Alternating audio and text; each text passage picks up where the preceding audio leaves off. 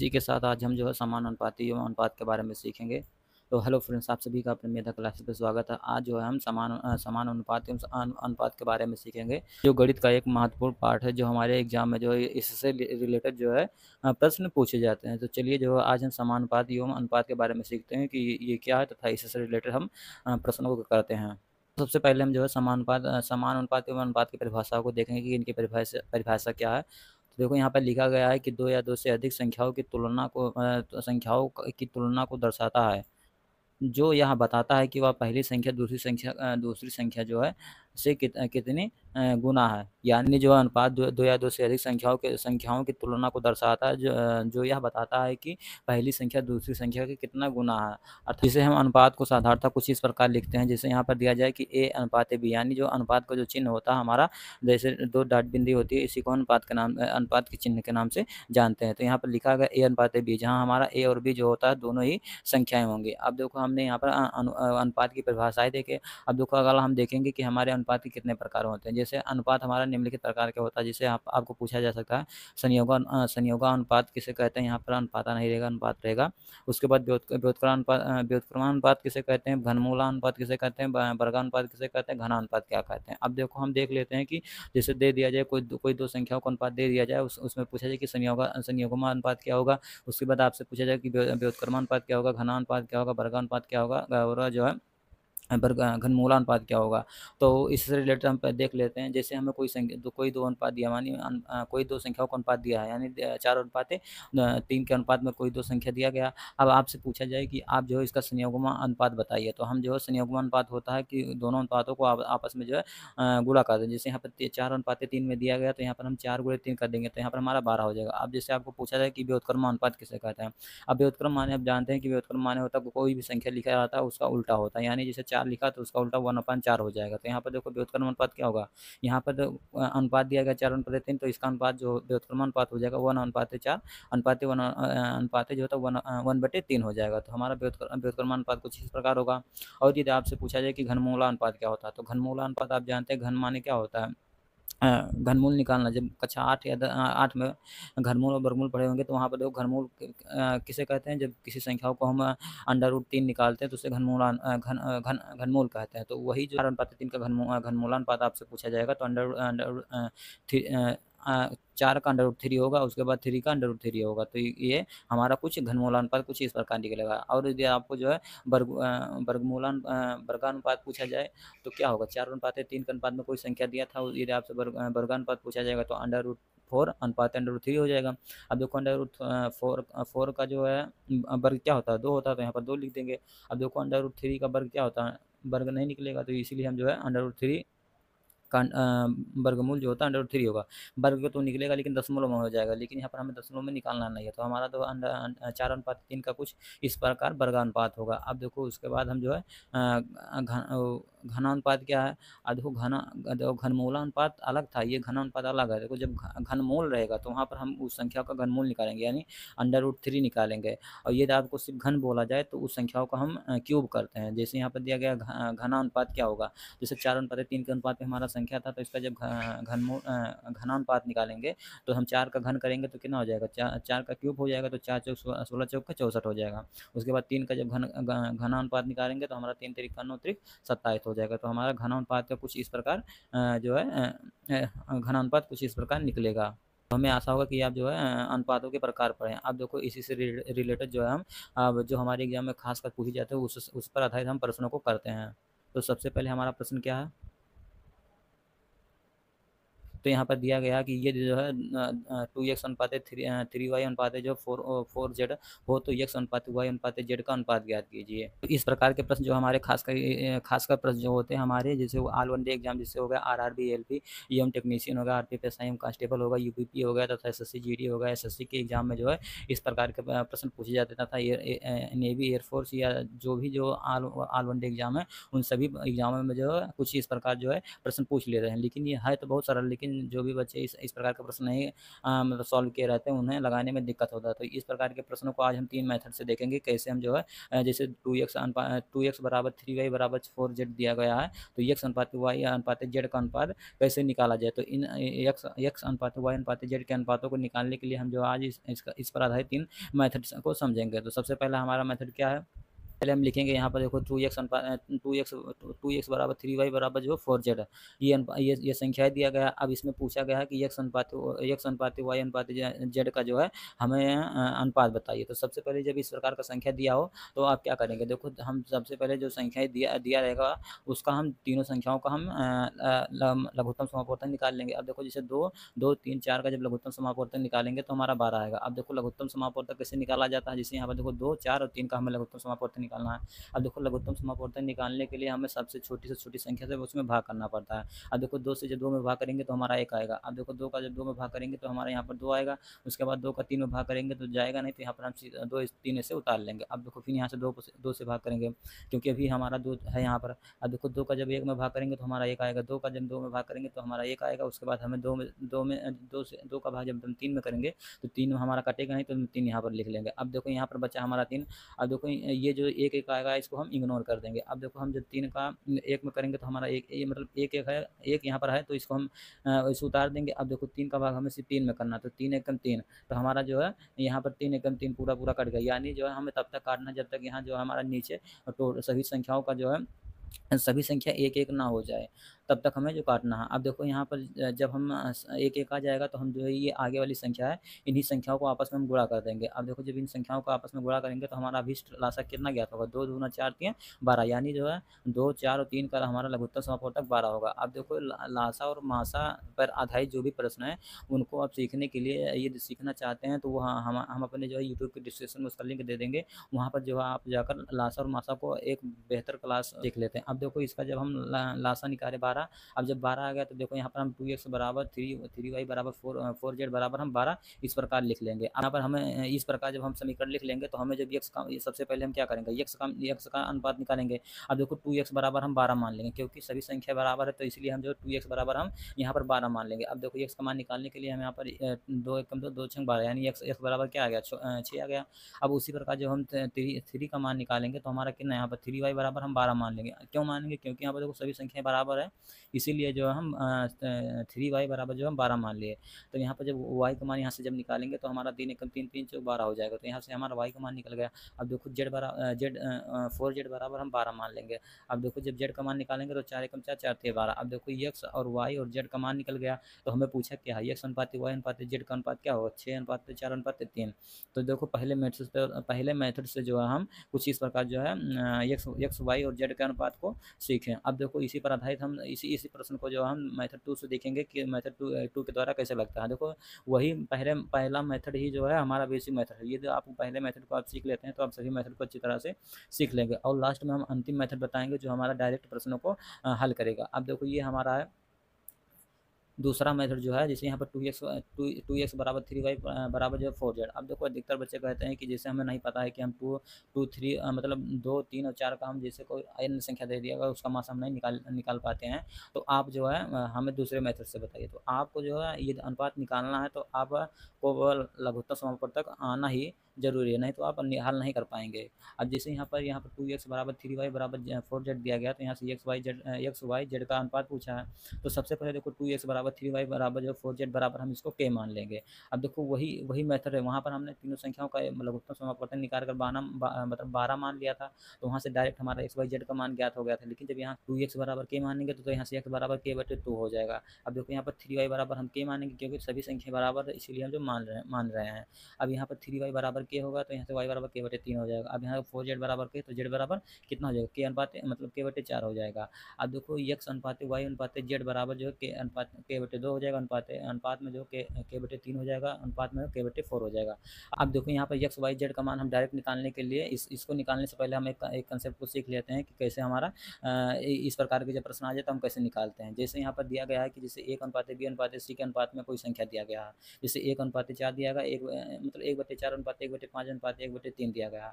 अब देखो सबसे पहले हम क्या करेंगे, सबसे पहले देखो हमें ए अनुपात बी का अनुपात हम यहाँ से लेंगे तो 1/4 अनुपात 1/5। अब देखो जब यहाँ से एक ए और बी का अनुपात जब निकालेंगे तो देखो यहाँ से तिरछा से गुणा कर देंगे, 5 गुणा 4 में 5 का गुणा 1 में कर देंगे, 4 का गुणा 1 में कर देंगे, तो यहाँ पर देखो 5/4 यानी ए अनुपात बी का अनुपात हमारा 4/5 के अनुपात में निकल गया। अब उसी प्रकार देखो जब बी अनुपात सी का अनुपात जब निकालेंगे तो यहाँ से देखो हम जब तिरछा गुणा करेंगे 2 1 कम 2 ये 5 1 कम 5 यानी हमारा बी और सी का अनुपात कितना हो जाएगा, 2/5 हो जाएगा। अब देखो हमारा जो ए अनुपात बी बराबर क्या आ गया था, 5/4 आया। बी अनुपात सी बराबर क्या है, 2/5 आया। यहाँ से देखो यहाँ से आया। अब देखो जब हम ए और बी और सी का मान जब निकालेंगे तो हम देखो यहाँ से क्या करेंगे, 5 गुणे 2 करेंगे, 5 दूना 10, तो यहाँ पर 10 लिखे। उसके बाद देखो 2 का गुणा हम 4 में करेंगे तो यहाँ पर 2 चौक कितना हो जाएगा, 8 हो जाएगा। अब उसके बाद देखो 5 का गुणा हम 4 का गुणा हम 5 में करेंगे तो 5 चौक कितना हो जाएगा, 20, यानी जो हमारा 10/8/20 आ गया। अब देखो इसमें कौन सी संख्या कॉमन है, अब देखो हम 2 से जो ये हम तीनों संख्याओं में भाग करेंगे तो तीनों संख्या कट जाएगी। देखो 2 पंचे 10, 2 चौक 8, मतलब 2 पंचे 10 और 2 चौक 8 और 2 दहम 20, यानी जो हम जिस संख्या से हमें भाग करना है वो तीनों संख्याओं को काटे तो उस संख्या से हम जो है अनुपात में भाग कर सकते हैं। तो हमारा ए अनुपात बी का अनुपात जो 5/4/10 के अनुपात में आ गया। तो आप जो है जैसे यहाँ पर x अनुपात y अनुपात z बराबर दिया गया तो k/2 दिया गया अनुपात में, k/3 दिया गया अनुपात में, k/4 दिया गया। अब देखो जब अनुपात में कोई संख्या यहाँ पर जैसे आपको दिया जाए k/2 दिया जाए, k/2 दिया जाए, अनुपात में दिया जाए आपको k/4 दिया जाए, मतलब k/3 दिया जाए, तो यहाँ से जब इस प्रकार संख्या दिया रहा है तो देखो जब अनुपात में संख्या दिया रहता है तो जो अंश वाली संख्या के बराबर होता है और हर वाली संख्या हर वाले के बराबर होता है। अब देखो अंश वाला ऊपर की संख्या को कहते हैं, हर वाली संख्या हर जो होता है वो नीचे वाली संख्या को कहते हैं। तो यहाँ से हम के और के आपस में काट देंगे, उसके बाद नीचे वाली जो संख्या रहेगा उसको आपस में काट देंगे। इसीलिए जो यहाँ पर देखो जब हम x और y के जब अनुपात निकालेंगे तो हमारा k से k कट जाएगा। उसके बाद जब y और z का अनुपात निकालेंगे तो हमारा यहाँ से k कट जाएगा, तो हमारा मतलब k कट जाएगा तो बचेगा क्या, बचेगा 1/2 अनुपात 1/3 और 1/1 अनुपात 4। तो यहाँ से जब हम प्रकार से हम यहाँ पर आपको हल मतलब समझा कर बताए हैं, उसी प्रकार जब इसको आप हल करेंगे तो हमारा x अनुपात y अनुपात z का मान क्या ज्ञात होगा, 6/3 अनुपात 4। तो हमें आशा होगा ये मेथड आप भी समझेंगे। जैसे आपको हम तो मेथड सभी बता दे रहे हैं, लेकिन जो आपको मेथड समझ में आए उस मेथड से आप लगा सकते हैं। अब देखो हमारा तीसरा और लास्ट मेथड क्या है, हमारे अनुसार यदि आप एग्जाम देने जाते हैं इस प्रकार का प्रश्न आता है तो आपको इसी मेथड से लगाना चाहिए, क्योंकि ये मेथड सरल एवं आसान है। जैसे यहाँ पर दिया जाए 2x बराबर 3y बराबर zx दिया गया है। अब यहाँ पर x y z का मान पूछा है तो x y z का मान डायरेक्ट निकालने के लिए देखो यहाँ पर क्या लिखा है कि जिसका मान निकालना यहाँ पर रहेगा, जिसका मान निकालना उसको हम ढक लेंगे और का गुणा करके हम उनके नीचे लिख देंगे, यानी मतलब जिस संख्या का हमें निकालना उसको हम ढक लेंगे, उसके बाद जो संख्या बचेगा उसको आपस में गुणा करके जो है हम उस संख्या के नीचे लिख लेंगे। जैसे हमें यहाँ x का निकालना है, हमें मानते यहाँ पर x अनुपात y अनुपात z दिया है। अब देखो हमें जैसे x का मान निकालना है तो यहाँ पर हम x को जो है इस प्रकार हम ढक लेंगे। तो जब x को ढक लेंगे तो बचेगा क्या, 3y बराबर 4z। तो यहाँ से हम ये वाला अचर पर जो भूल जाएंगे, क्योंकि अचर पर भूल जाएंगे तो यहाँ पर सिर्फ हमें संख्या को गुणा करना है। तो 3 गुणे 4 कितना हो जाएगा, 12 हो जाएगा। तो यहाँ पर हम क्या लिखेंगे, देखो 12 आ गया। अब देखो हमें y का मान ज्ञात करना था, हम y को जब ढक लेंगे तो बचेगा क्या हमारा 2x और 4z बनेगा। तो हमारा 2 गुणे 4 बराबर क्या हो जाएगा, 2 चौक 8, यहाँ पर 2 चौक 8 हो जाएगा। अब उसी प्रकार जब हम z का मान निकालेंगे तो हम z का इस वाले पार्ट को ढक लेंगे, बचेगा हमारा क्या 2x बराबर 3y। तो देखो 3 का गुणा जब 2 में करेंगे तो हमारा कितना आ जाएगा, 2 3 6 2 3 6 आ जाएगा। अब देखो यहाँ पर 12 अनुपात 6 अनुपात 2। अब देखो इसमें तीनों में क्या कामन है, हमारा 2 कामन है तो 2 3 कितना 2 6 12 हो जाएगा, 2 चौक 8 हो जाएगा, 2 3 6। तो हमारा जो है x अनुपात y अनुपात z का अनुपात क्या आ जाएगा, 6 मतलब 6 अनुपात 4 अनुपात 3 के अनुपात में आ जाएगा। तो ये एक सरल एवं आसान मेथड है, यही मेथड को आपको लगाना चाहिए जब इस प्रकार के प्रश्न आ जाए। अब देखो यहाँ पर हमने जो है जितने भी अनुपात के कंसेप्ट हैं उन सभी अनुपातों के कंसेप्ट को समझे। अब इससे रिलेटेड जो भी हमारे एग्जाम में प्रश्न आते हैं उस प्रश्नों को हम करते हैं। तो हमारा पहला प्रश्न क्या दिया गया है यहाँ पर, यदि देखो यहाँ पर अनुपात बी का मान दिया गया 3:2 और बी अनुपात सी का मान दिया गया 4:5 हो, तो हमें जो ए अनुपात बी अनुपात सी का मान ज्ञात कीजिए। तो देखो जब हम ए अनुपात बी अनुपात सी का मान ज्ञात करने के लिए हमें क्या करना है, देखो सबसे पहले हम लिखेंगे ए अनुपात बी का मान हमें 3:2 दिया गया है। उसके बाद हमारा बी अनुपात सी का मान क्या दिया गया, 4 अनुपात 5 दिया गया। अब देखो जब हम इसका मान जब ए अनुपात बी अनुपात सी का मान ज्ञात करेंगे तो देखो सबसे पहले हम देखो 3 का 5 4 में गुणा करेंगे तो कितना हो जाएगा, 3 चौक कितना हो जाएगा, 12 हो जाएगा। उसके बाद देखो 4 का गुणा हम 2 में करेंगे तो 2 चौक कितना हो जाएगा, यहाँ पर 8 हो जाएगा। उसके बाद देखो 2 का गुणा हम फिर 5 में करेंगे, यहाँ पर देखो हमने रेखा खींचा है तो 2 पंचे 10 हो जाएगा। अब देखो ए अनुपात बी अनुपात सी का अनुपात हमारा 12 अनुपात 8 अनुपात 10 आ गया। अब देखो इन तीनों संख्याओं में मतलब हमारा क्या कॉमन है, तो हमारा जो है 2 कॉमन है तो यहाँ से हम 2 से भाग कर देंगे तो 2 छंग 12 हो जाएगा, 2 चौक 8 हो जाएगा, 2 पंचे 10 हो जाएगा। अब देखो हमारा 6 अनुपात 4 अनुपात 5। अब देखो जो है इस प्रकार के अनुपात को निकालना सीखे। अब देखो इसमें एक ध्यान देने योग्य बात है, जिसे यहाँ पर लिखा दिया जाए ए अनुपात बी का मान दिया गया हमारा 3 अनुपात 2 दिया गया। उसके बाद यहाँ पर देखो सी अनुपात बी का अनुपात दिया गया 5 अनुपात 4 दिया गया। तो हमसे पूछा है कि ए अनुपात बी अनुपात सी का अनुपात ज्ञात कीजिए। तो हम सब यहाँ पर हम देखेंगे कि देखो यहाँ पर ए अनुपात बी का मान हमारा 3 अनुपात 2 दिया गया और उसके बाद सी अनुपात बी का मान हमारा 5 अनुपात 4 दिया गया। लेकिन यहाँ पर देखो हमें यही चीज़ ध्यान देना है कि जब हम इस प्रकार के अनुपात को निकालेंगे तो हमारा जो है देखो 1 अनुपात बी बराबर 3 अनुपात 2 दिया गया, बी अनुपात सी बराबर जो है 4 अनुपात 5 दिया गया। तो देखो यहाँ पर हमारा बी और यहाँ पर बी दोनों सेम है, इसीलिए जो है यहाँ ये वाला जब अनुपात निकालेंगे तो हमारा देखो यहाँ पर बी है लेकिन यहाँ पर जो हमारा सी है। तो इन दोनों संख्याओं को हमें बराबर करने के लिए क्या करना पड़ता है, या तो आप आपस में संख्याओं को बदल दें या जो है हम उस संख्याओं को लघुत्तम समापवर्तन निकाल कर भाग मतलब गुणा कर दे दोनों संख्याओं में। तो यहाँ पे जब हम लघुत्तम समापवर्तन निकाल के करेंगे तो हमारा जो है लंबा पड़ जाएगा। तो इसीलिए जो हम इन संख्याओं को आपस में बदल देंगे। तो यहाँ पर जो है जब हम बी अनुपात सी अनुपात बी का मान हमारा 5 अनुपात 4 दिया गया है तो यहाँ पर जब हम बी अनुपात सी लिखेंगे तो हमारा देखो 4 अनुपात 5 हो जाएगा। यानी जो है अब हमारा जो है यहाँ पर देखो ये वाला बी और ये वाला बी जो हमारा सेम हो गया। अब देखो हम ये बीच वाली संख्या को भूल जाएंगे, ये वाले बीच वाली संख्या को भूल जाएंगे। अब देखो जब हमारा ए अनुपात बी बराबर दिया गया 3 अनुपात 2 दिया गया, उसके बाद बी अनुपात सी का मान दिया गया 4 अनुपात 5 दिया गया। अब देखो इसका हम अब पहले मैथड के द्वारा बन गया वो। अब देखो 3 का गुणा हम 4 में करेंगे तो 3 का गुणा जब 4 में करेंगे तो 3 चौक कितना हो जाएगा, 12 हो जाएगा। उसके बाद देखो 4 का गुणा हम 2 में करेंगे तो हमारा 4 दूना कितना हो जाएगा, 8 हो जाएगा।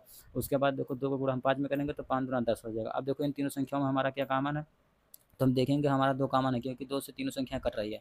तो 2 छंग 12, 2 चौक 8 और 2 पंचे 10। तो हमारा ए अनुपात बी अनुपात सी का अनुपात जो है 6 अनुपात 4 अनुपात 5 के अनुपात में निकलेगा। तो ये जो है जब इस प्रकार के अनुपात आप निकालिएगा तो ये वाली संख्या को आप ध्यान में रखिएगा, नहीं तो आप जो जैसे ही इसको ध्यान में नहीं देंगे तो हमारा जो है वो अनुपात गलत हो जाएगा।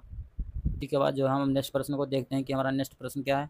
अब देखो सबसे पहले देखेंगे कि यहाँ पर देखो यहाँ पर प्रश्न क्या दिया गया कि यदि ए अनुपात बी का मान हमारा 4 अनुपात 5 दिया गया, बी अनुपात सी का अनुपात हमारा 3 अनुपात 2 दिया गया, उसके बाद सी अनुपात डी का अनुपात हमारा 4 अनुपात 3 दिया गया। अब देखो वहाँ पर सिर्फ 3 मान दिया गया था, लेकिन यहाँ पर जब जब 3 संख्याओं से अधिक संख्या हो जाए तब हम किस प्रकार हम अनुपात निकालेंगे। अब देखो यहाँ पर 1 अनुपात बी अनुपात सी अनुपात डी का मान मतलब 4 संख्याओं का अनुपात पूछा है। तो ये चार संख्याओं का अनुपात दिया रहेगा तो उस वाले मेथड से आप जब लगाएंगे तो वहाँ पर हमें जो है लगाने में दिक्कत होगा। तो देखो इस वाले मेथड जब 3 से अधिक मेथड जो हम अब मतलब ये मेथड बता रहे हैं तो ये वाले मेथड से आप एग्जाम में हल करिएगा। तो जैसे यहाँ पर दिया गया ए अनुपात बी का मान ए अनुपात बी अनुपात सी अनुपात डी का मान दिया गया। अब देखो ए अनुपात बी का मान हमारा 4 अनुपात 5 दिया गया। यहाँ पर देखो लिखा गया ए अनुपात बी का मान जो हमारा दिया गया है यहाँ पर 4 अनुपात 5 दिया गया। उसके बाद देखो इस वाले कॉलम को हम छोड़ देंगे। अब देखो उसके बाद हमारा बी अनुपात सी का मान क्या दिया गया, तो हमारा बी अनुपात सी का मान हमारा 3 अनुपात 2 दिया गया। उसके बाद जो हमारा जो बच रहा है उसको हम छोड़ देंगे। अब देखो हमारा सी अनुपात डी का मान क्या दिया गया, यहाँ पर देखो हमारा दिया गया 4 अनुपात 3 दिया गया। तो जो बचेगा उसको हम छोड़ देंगे। अब देखो जो संख्या बचेगा, अब देखो यहाँ पर देखो ए अनुपात बी का मान 4 अनुपात 5 दिया गया। अब ये देखो हमारा 2 बॉक्स छूटा है। अब देखो यहाँ पर हमारा 5 है, तो यहाँ पर जो संख्या लास्ट में होगी वही संख्या हम जो ऐसे लगातार संख्या लिख देंगे। तो यहाँ पर हम 5 लिख देंगे, यहाँ पर 5 लिख देंगे। अब देखो यहाँ पर जब हम 5 अनुपात 3 अनुपात 2 लिखेंगे, अब यहाँ पर तब आप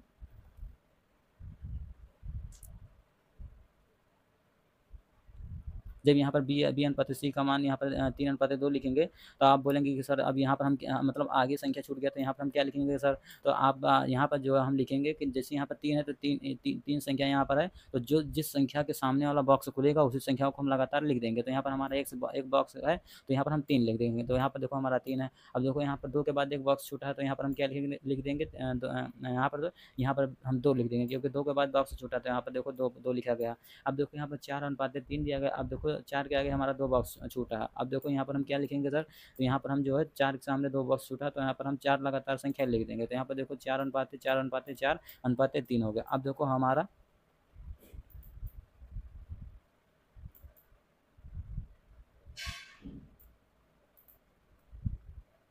हमारा जो है ए अनुपात बी अनुपात सी के अनुपात में सभी अनुपात निकल गए। अब देखो हम क्या करेंगे, मतलब जब इस प्रकार हो जाएगा तो अब इसके बाद हम क्या करेंगे, अब देखो हम सभी संख्या जैसे ए के नीचे ए 4 दिया गया, इन सभी संख्याओं को आपस में गुणा करके एक के नीचे लिख देंगे। देखो 4 तिया 12 12 चौक 48, तो हमारा 12 आ गया। देखो यहाँ पर हमने गुणे का चिन्ह लगाया। अब देखो हमारा बी के नीचे हमारा 5 अनुपात 3 अनुपात 4 दिया गया, तो तीनों संख्या को आपस में गुणा करके यहाँ पर हम नीचे लिख देंगे। तो 5 तिया 15 चौका कितना हो जाएगा, हमारा 60 हो जाएगा। अब उसके बाद देखो सी के नीचे हमारा क्या है, 5 5 5 3 4, तो तीनों संख्या को आपस में गुणा करेंगे।